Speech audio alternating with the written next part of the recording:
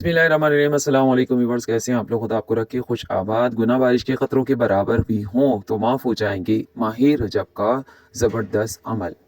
मेरी कोशिश है कि मैं माह रजब के वो ख़ास अमल आप तक पहुँचाऊँ कि जो हों तो मुख्तसर मगर इससे पहुँचे इतने फ़ायदे कि आपकी दुनिया और आखिरत दोनों संवर जाएगी इंशाअल्लाह।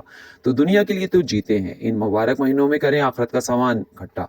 अमल बहुत आसान है, रजब के पूरे माह में रोज़ाना आपको पढ़ना है ये सब। हज़रत मोहम्मद सल्लल्लाहु अलैहि वसल्लम ने फरमाया कि रजब का ये अमल बजा लाए तो अल्लाह ताला इसके गुनाह चाहे बारिश के कतरों के बराबर हों या दरख्त के पत्तों के बराबर हों, ये सब बख्श दिए जाएंगी।